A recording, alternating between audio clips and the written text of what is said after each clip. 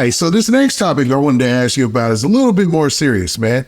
And it made national headlines. And it's not specifically in Milwaukee. It happened in a place called Kenosha, Wisconsin. And you know where I'm going with this. There was a big case with a guy by the name of Kyle Rittenhouse. Now, there was a Black Lives Matter protest, and he ended up shooting and killing some people when he showed up with a firearm. And this case basically split the nation in half. Were you out there at the time? And how were you living in Milwaukee at the time? Yeah, I was living in Milwaukee at the time. What was the move during that time? I know it was a crazy time for the whole country. Oh, shit, black people, we ain't give a f. We ain't care. Really? We ain't get no f, boss. I didn't give a f. It was a white on white. Yeah, that's true. The people we killed was white. That wasn't our fight. We knew the results. I knew it's a white kid, white people, man, he wasn't finna get no justice. We didn't care. Like, when people was talking about it, man, I was like, man, we don't care about it. It didn't affect us, because if it was some black people we killed, then yeah. But like in the hoods, in the ghetto, man, we ain't get no f about it. We ain't give no f about it. Give no f about it, because it was white on white. Let them handle their own business. That's their yard. See, the problem is we don't care about something that's happening in somebody else's backyard. That's them. That's a white on white crime. Who was shocked about the verdict? Not no nigga in the hood. Not no nigga like me. I wasn't shocked at all. I knew for a fact that nothing gonna happen. Even if he did get convicted, he was gonna do a couple years. It split the nation because people were so adamant about, I guess he came from Illinois, come down there to protest, and he walking past the police after he shot him. But everybody understand white privilege. Everybody know what white privilege look like. They know what it is. Any black person out the ghetto, we know what white privilege is. We know what the justice system was designed for. It wasn't designed for us. It was designed for us, not for us. You get what I'm saying? I'm hoping they don't miss your logic there. Yeah. Yeah, it wasn't. I'm kind of relieved to hear that, Yeah. It was a big case, and pretty much the whole nation was sitting by watching it. To think that locally in Milwaukee, most of the black community could care less. Care less. I wouldn't give a white on white crime. That got nothing to do with me. And this goes to a lot of the rumors about Wisconsin as a state, and Milwaukee specifically as a city.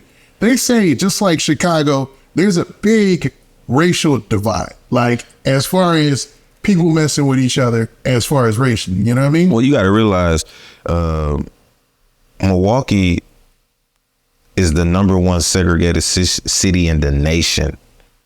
#1, you can look it up.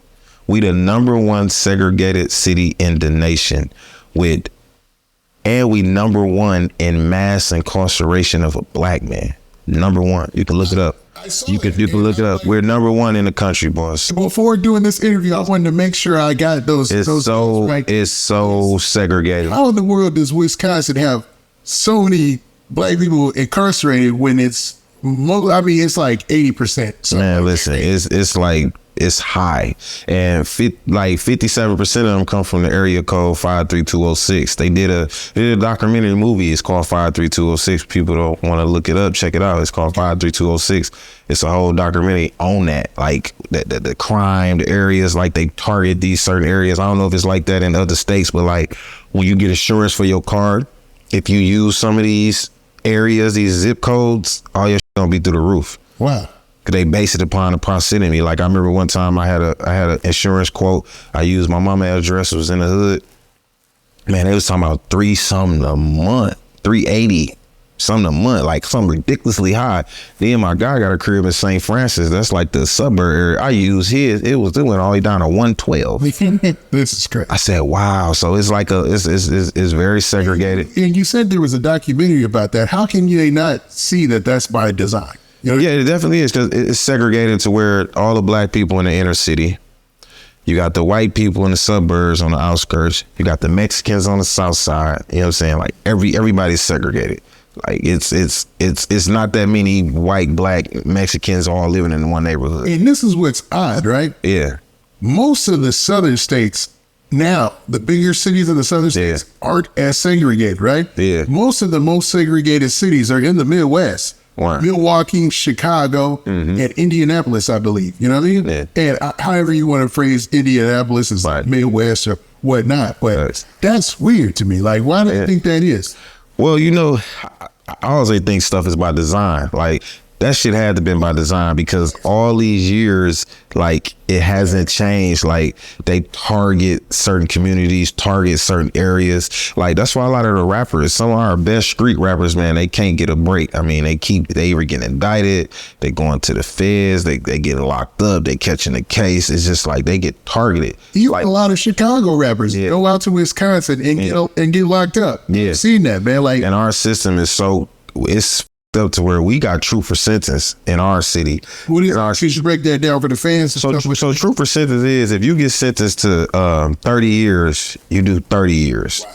You don't get no 85%, none of that. No if you this is state, right? Yeah, if you get state. If you get 10 in, 5 out, you doing 10 years. The only program they give you that is for like people who get drug cases and they addicts. It's called ERP, or Earned Release Program, where it's a national mandate to make sure every state follows those guidelines. So yeah, they had it's an Earned Release Program where you got to have 3 years or under to get in the program. So if you got 10 years, you got to do 7 to even qualify. Wow. And then after you do 7, it ain't a guarantee they're gonna get you in right away, because sometimes people be fucking up while they in prison, getting tickets, going to the hole. But you get to that 7, you might not get into 8 years, but then you go do the program. It's 5-6 months, and then that 18 months you had remained in on your 10-year sentence, they put that on the back end of your papers. But then Wisconsin got some stuff called extended supervision, where I've been on forever, where if you get 5 years papers and you out 3 years